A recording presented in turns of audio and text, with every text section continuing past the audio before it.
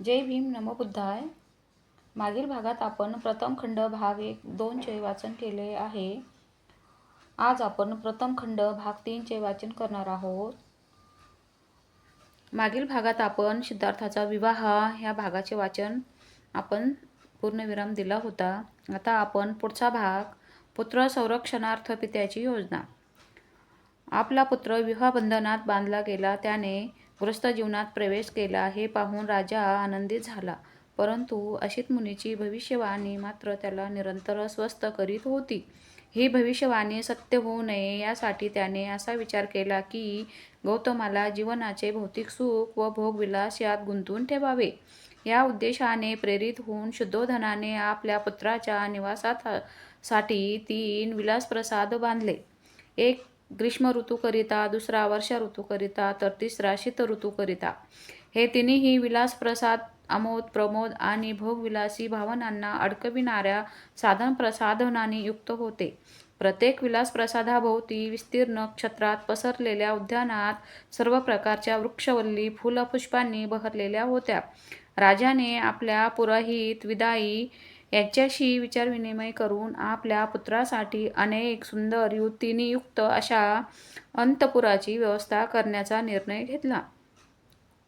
त्या षोडशीने राजपुत्राला भौतिक सुखात भोगविलासात गुंतविण्याचा आपला हेतू कशा प्रकारे पूर्ण करावा यासाठी उदाईने त्यांना मार्गदर्शन करावे असे राजाने सुचविले. अंतपुरातील सर्व मुलींना एकत्र बोलवून उदाईने प्रथम त्यांना राजपुत्राला कसे वंश करावे याचा मंत्र सांगितला. त्यांना उद्देशून उदाई म्हणाला, तुम्ही सर्व या कलेत कुशल आहात. तुम्हा सर्वांना भोगविलासाची भाषा चांगली अवगत आहे. तुम्ही सर्व सुंदर आहात. तुमचे हावभाव चिंताजनक आहेत. तुम्ही तुमच्या कलेत निपुण आहात. त्या तुमच्या मोहिनी अस्त्रांनी तुम्ही ज्यांनी आपली कामतृष्णा जिंकली आहे अशा संन्याशालाही विचलित करू शकता, ज्यांना दिव्य अप्सराच मोहात पाडू शकतात. अशा देवतांनाही तुम्ही आपल्या मोहपासात गुंतवू शकता. तसेच तुमचे हृदयीच्या भावना व्यक्त करणारे कौशल्य, तुमचे लोभसवाणे रूप, तुमचे भुरळ पाडणारे हावभाव आणि तुमचे मोहक सौंदर्य स्त्रीलाही मोहात पाडू शकते. पुरुषांची तर विषादच काय. आपापल्या कलेत तुम्ही एवढ्या निष्णात आहात की राजपुत्राला आपल्या मोहपाशात बांधणे, त्याला भुरळ पाडणे, त्याला यौवनारूप सौंदर्याचा दास बनविणे तुमच्या आटोक्याच्या बाहेर नसणार. लज्जा संकोचाने नजर खाली करणे नवपरिणीत वधूलाच शोभा तुम्हाला नव्हे. हा वीर जरी आपल्या ऐश्वर्यसंपन्न तेजाने महान असला तरी स्त्रीशक्ती महान आहे आणि हाच तुमचा संकल्प असला पाहिजे. पुरातन काळी देवतांनाही ज्यावर विजय प्राप्त करणे अशक्य होते अशा संन्याशाला काशीच्या एका सौंदर्यवती गणिकेने पदभ्रष्ट केले व आपल्या चरणाशी लोळणे घेण्यास भाग पाडले. आणि ज्याने अत्यंत कठोर तपश्चर्या केली अशा महान तपस्वी विश्वामित्राला धृताची नावाच्या एका अप्सरेने 10 वर्षापर्यंत आपल्या मोहपाशात गुंतवून ठेवले आणि आपला बंदी म्हणून जंगलात वास्तव्य करण्यास भाग पाडले. अशा प्रकारे अनेक ऋषीमुनीची तपस्या सौंदर्यवतींनी भंग केली. या सुकोमल राजपुत्राने तर नुकतेच तारुण्यात पदार्पण केले आहे. मग त्याची काय कथा. सत्य हे असे आहे करिता राजघराण्याची वंशपरंपरा खंडित होऊ नये म्हणून तुम्ही धैर्याने आपली सर्व शक्ती पणाला लावली पाहिजे. सामान्य स्त्रीने सामान्य पुरुषाला वंश करावे यात नवल ते काय, परंतु ती स्त्री धन्य आहे जी श्रेष्ठ, कठोर, असाधारण, असामान्य पुरुषाला वंश करू शकते. राजपुत्राला वंश करण्यात षोडशी असफल ठरल्या. उदाईचे हे बोल त्यांच्या हृदयाला भिडले. राजपुत्राला वंशीभूत करण्यासाठी त्यांनी आपली सर्व शक्ती पणाला लावण्याचा निर्धार केला. इतका की आपल्या वास्तविक शक्तीपेक्षाही त्या उंचावल्या. परंतु त्यांचे भूभंग नेत्रकटाक्ष, त्यांचे मनाला मोहून घेणारे हावभाव, त्यांचे स्मित, त्यांच्या नाजूक हालचाली एवढे सर्व असूनही त्या युवतींना आपण राजपुत्राला वंश करू शकू याचा विश्वास वाटत नव्हता.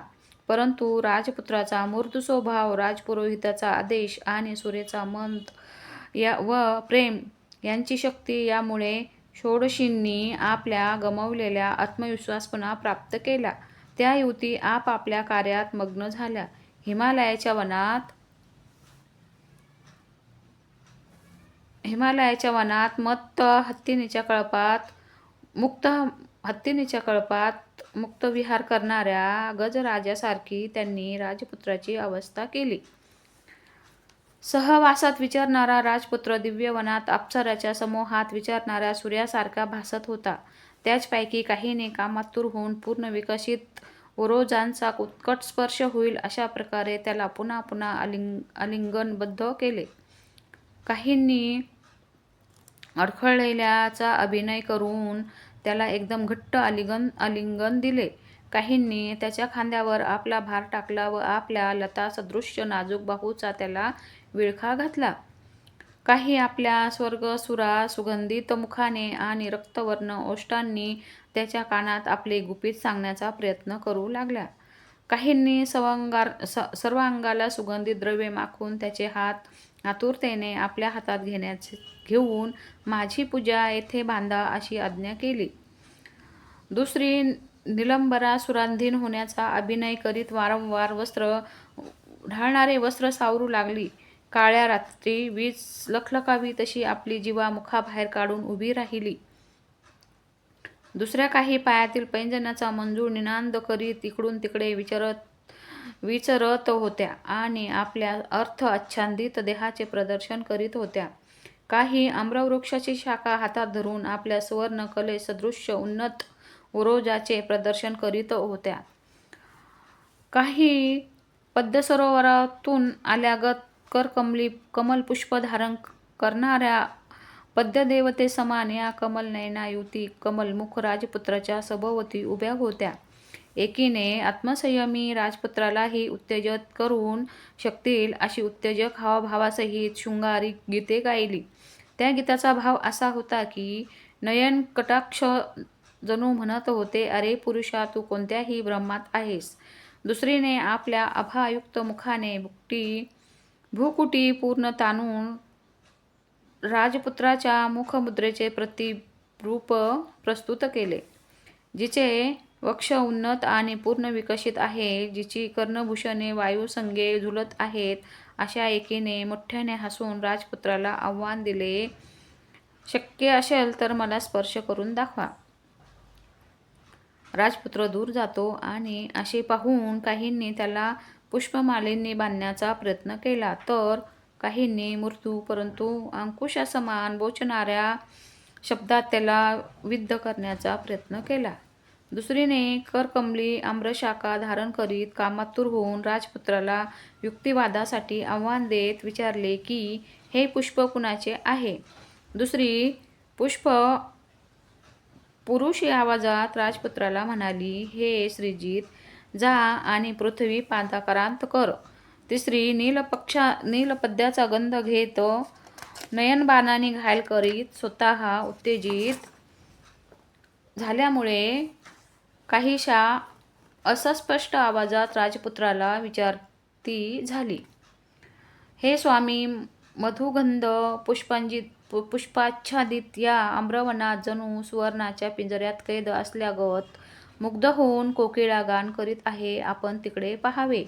स्वामी, आणि हा अशोकवृक्ष पहा, जणू प्रेमी युगुलाच्या शोकवर्धनाचे प्रतीकच. येथे मधुमक्षिका प्रेमदग्ध होऊनच गुंजाराव करीत आहेत असे वाटते. आणि हा तिलक वृक्ष पहा, हा तिलक वृक्ष कृष्णतनू आम्रलतिकेने आपल्या कवेतच घेतला आहे. हा फुलारलेला अरबक वृक्ष पहा, वृक्षातून स्रवणाऱ्या ताज्या रक्तवर्ण रक्तासारख्या प्रकाशित जणू काही यौवनाच्या नखाच्या रक्तवर्णनाने घायल झालेल्यागत उभा आहे. आणि या नवपल्लवीने वेष्टित युवा अशोक वृक्ष पहा, कसा आमच्या करकमलाच्या सौंदर्याने लज्जित होऊन उभा आहे.